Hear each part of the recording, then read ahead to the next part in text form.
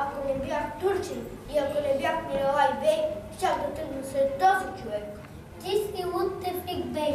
Неговите дели свършват до бесилото. Почват от бесилото.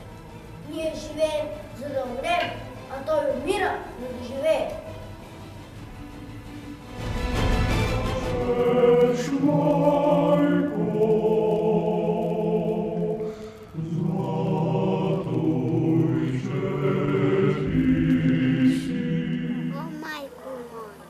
Родино мило, защо тъй жално, тъй милно плачеш?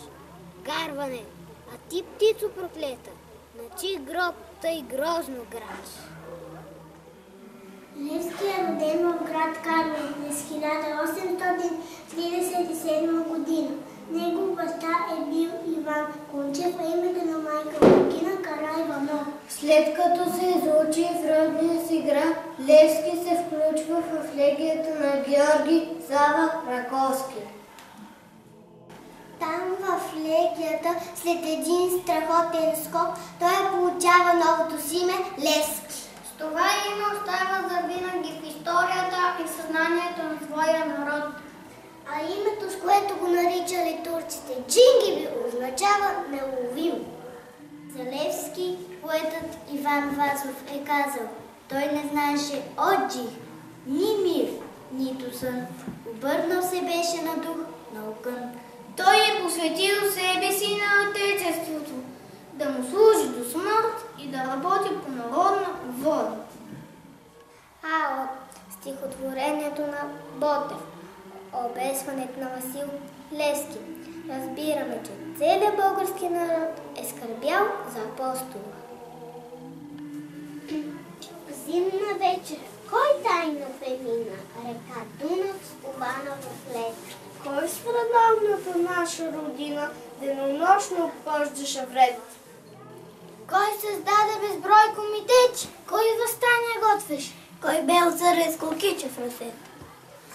Васил Левски бе тоя герой. Тоя монах спечели сърцата. Тоя монах засмян синок за република чиста и свята бе разказва в мрака дълбок. Той загинаше в лют февруари, но бе нашето време видял. И цъфти месец, свободна България, той, който бе Левски мечтал. Когато османските тирани вилнееха над родната страна, той пръв борец народен стана за българската свобода. И на бесилото увисна като герой и мъченик, но името му ще се помни като на българин велик.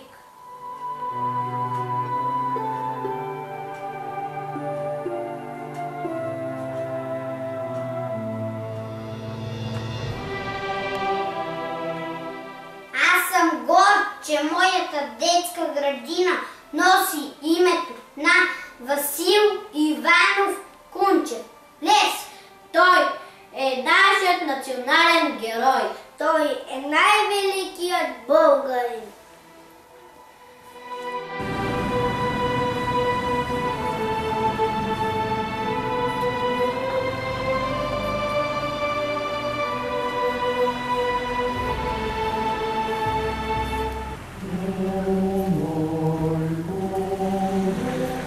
Ние се прекланяме пред делото на Левски и обещаваме да пазим знамето с неговия образ.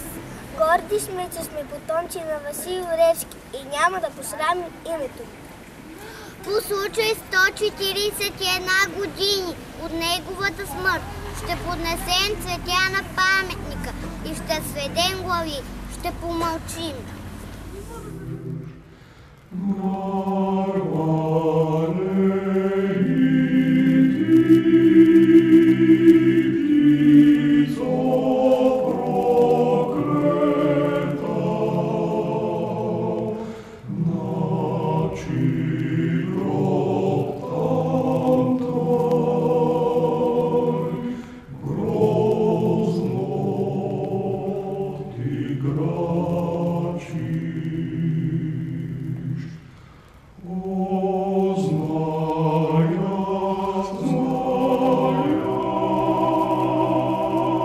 Amen.